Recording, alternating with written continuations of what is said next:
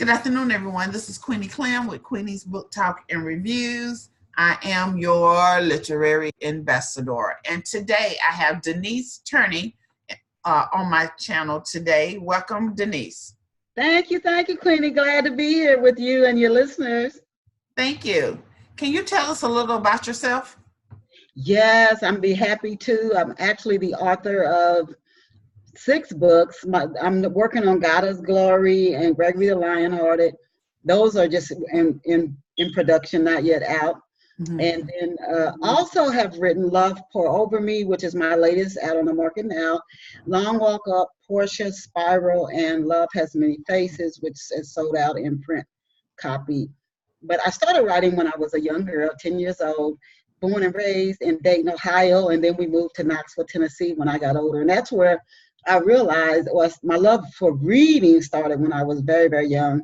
But then after we moved to Knoxville, that's when I realized that I was a writer. And so I started writing when I was 10 years old and have been writing ever since. But I'm also an avid book lover. I love to read good books. What do you do when you're not writing? When I'm not writing, I also work for a global bank.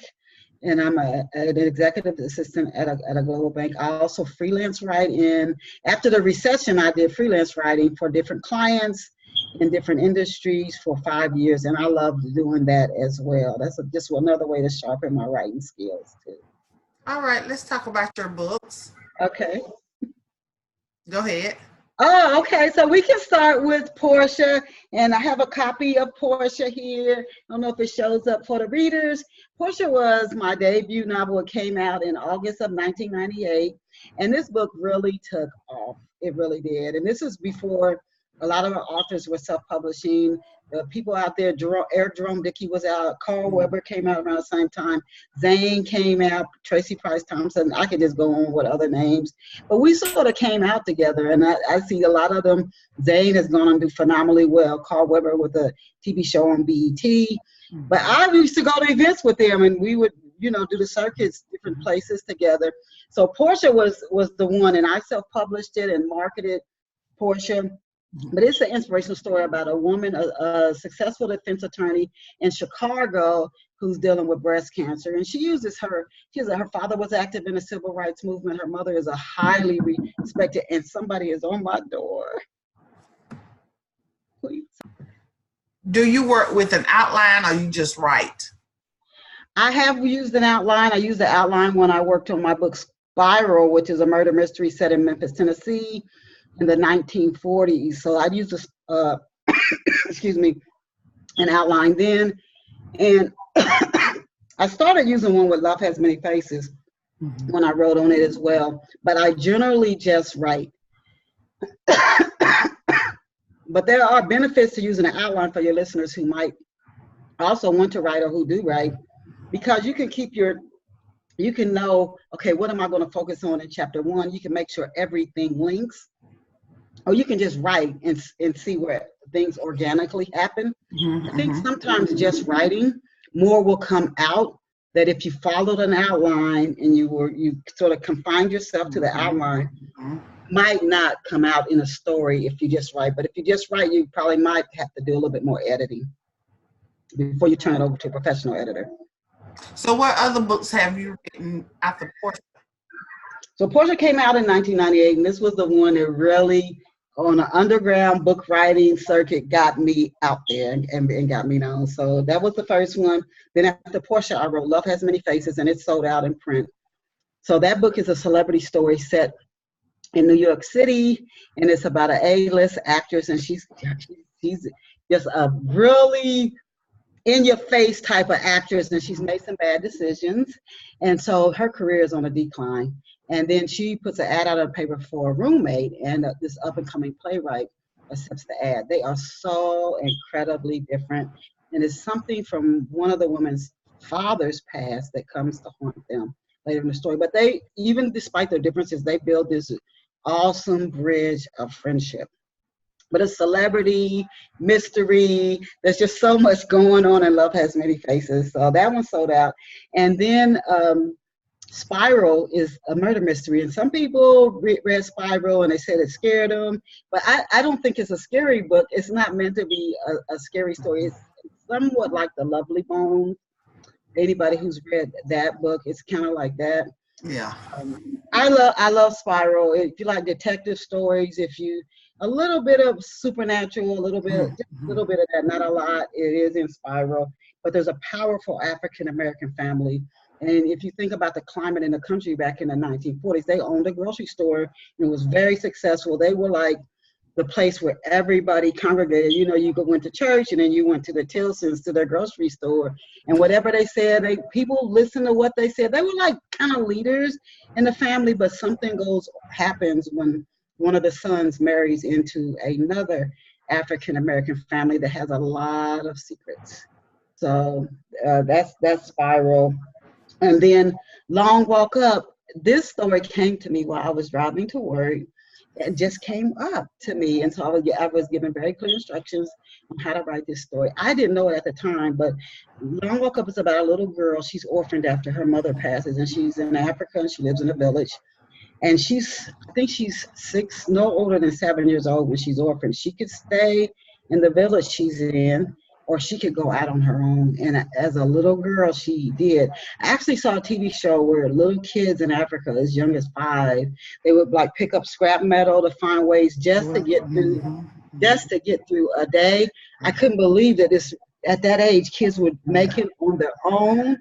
But kids all over the world, they call them street children. They figured out at 5 unimaginable. Yeah. But she goes on to become Africa's first woman president. And I was really happy to see that when the book came out, Africa did have the first, in Liberia, one of the first women presidents. She did. So that is a very inspirational story. Okay. How do you feel about reviews? I love reviews. You know, I don't, not paid reviews. You can get paid reviews, but a lot of readers like me, honestly, I love to read books, but I don't write reviews. So a lot of people will read the book. They may love it, but not write a review on it. So the best way to get a review, I find, is to request one. And even then, sometimes people don't write them. It doesn't mean they don't like your book. They can love your book. I very, very seldom will write a review on a book. For me, what draws me to the book is the cover. And when I start to just read, like maybe just the first few pages of the book, that's what draws me to a book. And then I have some favorite authors who I like J. California Cooper and Edwidge Danicat and Gwendolyn Brooks and Ann Petrie, who wrote The Street. So I have some, if I just see the author's name, I'll just get the book because I like the author. What is your role in the writing community? My role, for years ago, I was actually more active in the community. A lot changed in my life when my son passed 2 years ago. So I just had to pull back a little bit just to heal. I mean, that was just a devastating event. But before then, I was very active in the church that I attended, helped found No Longer Bound, which in Pennsylvania was the first African-American owned and operated drug and alcohol intervention program. And then they branched out into housing, helping elderly people, teaching them on computers, technology. And then they had a drill team and events that they would do for youth. And actually, oddly enough, the woman who started that, after her son passed, she started, because she said she was just a traditional housewife. And then after her son passed, she rolled up her sleeves and went to work. So those involvements, and then also financially supporting and doing local charity events. But I've always made myself do something, whether it's mentoring, helping somebody learn to read, literacy, something to support an organization that is giving back to the community. Well, let's talk about off-the-shelf book talk. What is that? Off-the-shelf book talks radio has been around for over 14 years, and it started in a very kind of unexpected way. You know, they tell you to take chances and just get out there. So Portia had just come out, and I'm calling around everywhere trying to get radio interviews. And back then, offline radio was bigger than it is today. Online radio and podcasts are starting to take off more, but and for TV, you know, streaming. But back then, I was trying to get radio interviews, get the word out about Portia, and so I called this one radio station, Rainbow Soul, and I asked the general manager, you know, I would like to come on, interview, talk about my book Portia, and he said, why don't you start your own radio show here? And I, in a million years, and I'm thinking, I don't know anything about radio. I can't do that. I didn't think that I could do it. And so I did. And that's 14 years ago. And I started out with Neil Blake, and he's done television and he's radio. I started out with him, and 14 years later, here I am. I would have never, in a million years, if he hadn't said that, I don't think I would have ever started my own radio show. What inspires you to write? Different events that, you know, things that I might see here that somebody has experienced, something that I might see in the news might spark a story. And then, like I told you, long ago, this came to me. But again, it might be a bit of something that I heard, somebody experienced, something in the news. It's just life and life experiences that I have. I think that's where any artist gets their work from, just life, observing what's happening around you. That's where the material for my books comes from. Okay. What do you consider would be your best accomplishment? Oh my goodness. My son. If I had to say my best accomplishment, it definitely be my son. Yes. What is your testimony? That you can, if you don't quit, and I'm just saying it won't get hard. There are times when things get very hard, but if you don't quit, you can get through anything. You don't quit and you trust the Lord, you can get through anything. Even when you think you can't, if you do what the guidance you receive, you do it, you can get through anything. What made you want to become an author? That actually happened to me again when I was in Knoxville. I love to read. And when I was about 5 or 6 years old and we still lived in Dayton, Ohio, I felt like it was angels that asked me, why do you think you like to read so much? And I pondered it and I just let it go. And that was just a question that came up from inside of me, not with my ears here, but my inner ears. And then when I was 10, I was reading a book of poetry by Gwendolyn Brooks. And after all of the reading that I had done, and I mean, I was a voracious child reader. Oh my goodness, I read 30, 40 books a week. So all of a sudden, I'm reading this book by Gwendolyn Brooks, and these characters in her poems were like alive, and I'm like, oh, that's like Aunt Ruby, and that's like this person, and they were like, these characters came alive, and I had never had that happen. I put this book down, and it came up from within me again, and I said, oh my gosh, I'm a writer. So I never in a million years would have thought that. That's how I got started writing, and I just started writing. What is the hardest thing about writing? I'm sorry, what'd you say? What is the hardest thing about writing? I get so many ideas that come through for stories to write, or I think I could do a stage play or do a script for a major motion film. And the ideas come through and it sounds easy enough, great ideas, but then you have to sit down and write it out. And you also have to live your life. So a writer isn't just writing all day, you have to do other things as well.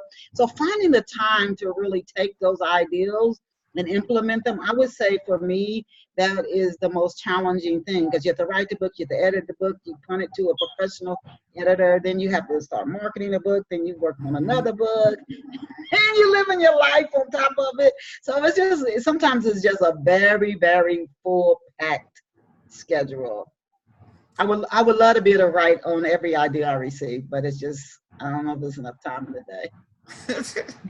What projects are you working on right now? So God is Glory is set in, and that's a working title. This is set in Chicago, Illinois. And again, I'm going back to the 1940s, and I don't know why I keep going back to that time period. But she's coming, her mother is a woman who got a strained relationship with her mother, and from when she was a little girl, because her mother brings men into her life, her boyfriends, to try to help take care of her. Back then, women didn't work their own jobs the way they do now. They put up with things, abusive things, just to the man's bringing the money in. And so she went from man to man, different boyfriends, and Gotta really didn't respect that as a little girl. And she didn't want to be like her mother, like so dependent on a man, putting up with different things in a relationship just because the guy's bringing the money in. So she goes, oddly enough, a boyfriend of hers is in Chicago, and Gotta's living in Mississippi, so he invites her up to come up to Chicago, come spend some time with me, and she gets on a train and goes up there and finds out he's got another woman. So and travel back then wasn't like it is. When you go back in time, it wasn't like it is now, and so it's not easy to just jump on a train and head back. Things are different. So she makes a go of it. She stops off at a bar, then she she knows nobody in this town. And then she ends up wondering, where am I going to go? So let me find a hotel and someplace to stay overnight, and I will figure it out day by day. She goes on to become a gangster. So she's like, and she's a very successful, sophisticated. Once she gets her going, nobody, they know they respect her, but the male gangsters want her out of the picture. I mean, a woman shouldn't be doing that, they think. So I will leave that there with God's glory. But I really like her because she's strong. She's strong. And what does she do with the end of her life? How can readers get in touch with you? Readers can get in touch with me through my website, which is Chistel, CHISTELL.com, and then any of my books at Barnes & Noble, Amazon.com, and my books are also available again at my website, CHISTELL.com. I'm also on Twitter, DT Turney. I'm on LinkedIn. I'm on Facebook. All you have to do is look up Denise Turney, and I would love to connect with readers. Is there anything else before we leave? I want to thank you, Queenie. I want to thank you, and I love that red. That red looks nice. So thank you. Thank you for not only this opportunity for this interview, but thank you for how you support so many writers and books, and that helps people, encourage people to continue to read. And they've done studies that, especially as a mothers read, it encourages their children to read, and we know the importance of education and literacy. So you're a part of that, and so I say thank you. You're welcome. Now, do you play a game with me before we go? Absolutely. It's your favorites. Your favorites are your favorite snack while reading. While waiting. Favorite snack while reading. I'm gonna say popcorn. Popcorn. Your favorite hobby as a child. Playing with dolls. I have to say playing with dolls. Me and my sister were Barbie dolls. We're just nuts. Favorite color. Not today, I don't have one, but when I was a kid, I was an absolute orange freak. Everything had to be orange. Favorite perfume. Oh, do I have a favorite? I'm gonna say it was something that maybe Rihanna has out. I've worn and liked. I can't even think of the name of it. And last, your favorite restaurant. My favorite restaurant. Oh my goodness. I'll just say the Blue Plate. And what's the Blue Plate? It's actually like a seafood restaurant in Chattanooga. Okay. All right. All right. Thank you for coming in today, Miss Denise. I really appreciate it. Thank you. Thank you. Thank you. All right. This is Queenie Clem with Queenie's Book Talk and Reviews. Happy reading, and see y'all later. Bye. Bye.